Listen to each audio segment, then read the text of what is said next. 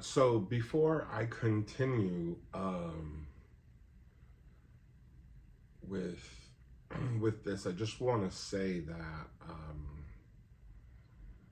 this is not easy for me to talk about. There's going to be a lot of people who know me, and they're going to say, "Well, I worked with him for this amount of time. He never said anything to me, or he we were acquainted for this amount of years, and he never said anything to me." There's reason, you know.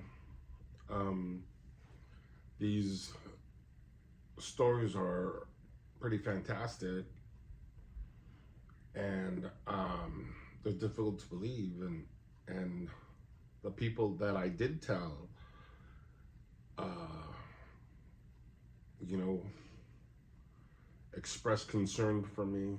Some of them, I don't think even believed me, and people might think that I'm doing this or saying this to get attention or to make money. And I just want to say is when you tell people that you've met immortals, or that you met Jesus, or that you've heard the voice of God speak to you, that you normally don't get the attention that you were looking for. You get ridicule, and uh, a lot of other stuff that comes with that.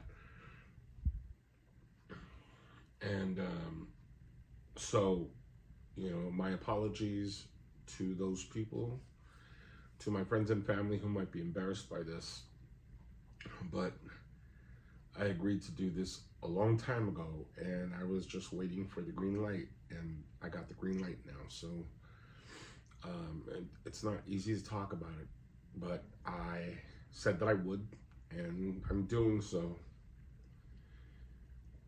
The second books that it was a collection of books. It wasn't even one book, but the second book that I read after Conversations with God was The Life and Teachings of the Masters of the Far East. And that's a collection of 6 books, and they weren't very big. And I read, when I began reading them, I what they are, the first three books are journals of a scientist by the name of Baird T. Spalding, Baird, and then Spalding, the way you would spell from the famous tennis balls. But he was a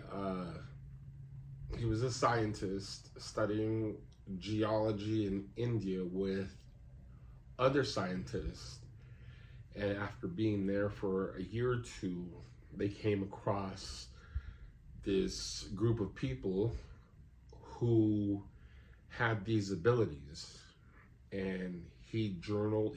I think he stayed with them for 3 years, and he journaled, and a lot of their teachings resemble the teachings of Christ, or you know, um, there's that's an easy way to explain it. They resemble the teachings of Christ. Um, he said that they were immortal, and my after I read the first 3 books, then there was another 3 that comment on the first 3, and one of the things that Spalding talked about was the chronovisor that people believe um, is in the is in the Vatican, is in the archives of the Vatican. He talked about that way back then in the late 1890s, early 1900s. But anyways, so he said that these men were very private, that they had not shown themselves. And my plan after reading those books were to save up enough money to get to India, to get to Kathmandu near the Himalayas, where they're known to be, and try to become a student. Become a student of one of these people. I really wanted enlightenment, spiritual enlightenment in my life at that time. And after 6 months after I read those books, Spalding in those books said that he didn't know of those teachers being in America, in the United States, that they might have been here, but he didn't know of it. And so I thought they were just over there. 6 months after I'd finished reading those books and just thinking about these people night and day, I encountered one of them. It turns out that my thinking of them was putting out a signal, and they picked up on it. And they thought that I was somebody who they could work with. And one of them took me under his wing, if you can say. But it's not like what people think. It's not like he shows up and then we talk and stuff. He has shown up. A lot of times he just will show up as a stranger or something like that, and I don't really know it's him until after he leaves. There's something that comes over me where I just know, and then a lot of his teaching or their teachings are indirect. They're indirect, and they're also done when you're sleeping. When you're sleeping. I don't. Sometimes they do it through dreams, and other times they just put lessons or knowings or whatever in your mind, and then you wake up and the stuff is just there. And so there's a group of them.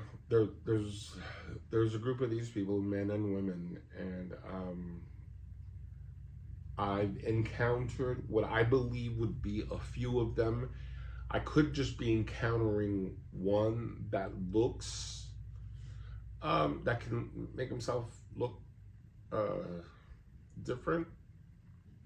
I'm sure that's not out of the realm of possibility. But I did meet another one who I don't know if he's part of this group, but I know he works with them. And that man is known to the world as Jesus. And I'll get to that, but I just want to say that the part in the book, The Butterfly's Apprentice, when Jesus is talking, that a lot of that stuff were not only teachings of the teachers, but his too. So, anyways, can we stop for a second? I have to collect my thoughts. All right, thanks.